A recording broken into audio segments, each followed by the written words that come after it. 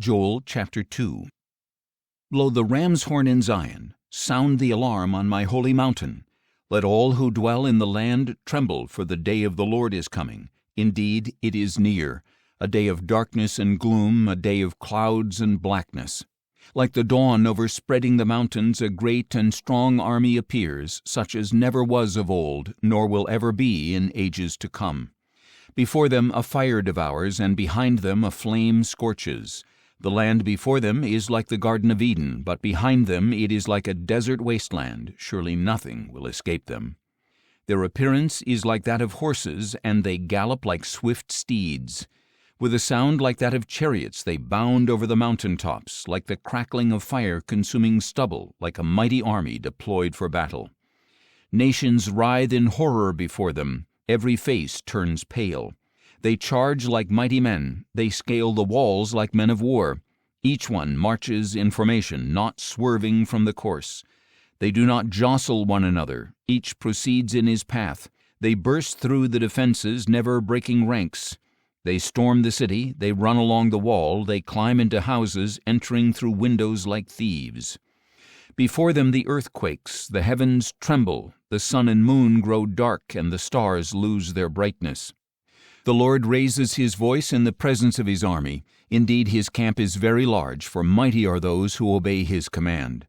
For the day of the Lord is great and very dreadful. Who can endure it? Yet even now, declares the Lord, return to me with all your heart, with fasting, weeping, and mourning. So rend your hearts and not your garments, and return to the Lord your God. For he is gracious and compassionate, slow to anger, abounding in loving devotion, and he relents from sending disaster. Who knows? He may turn and relent and leave a blessing behind him, grain and drink offerings for the Lord your God.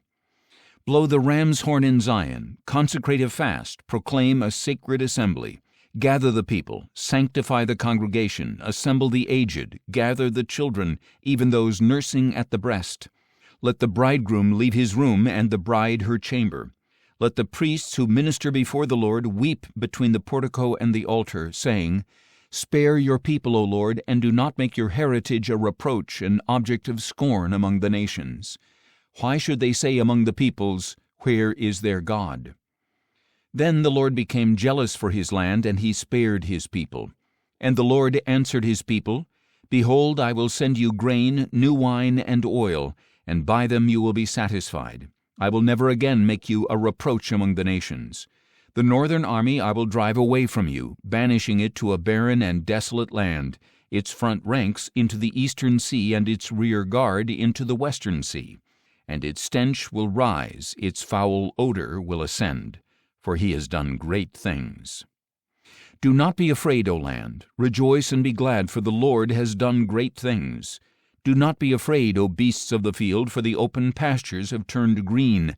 The trees bear their fruit, and the fig tree and vine yield their best. Be glad, O children of Zion, and rejoice in the Lord your God, for he has given you the autumn rains for your vindication. He sends you showers, both autumn and spring rains, as before. The threshing floors will be full of grain, and the vats will overflow with new wine and oil. I will repay you for the years eaten by locusts, the swarming locust, the young locust, the destroying locust, and the devouring locust, my great army that I sent against you. You will have plenty to eat until you are satisfied. You will praise the name of the Lord your God, who has worked wonders for you.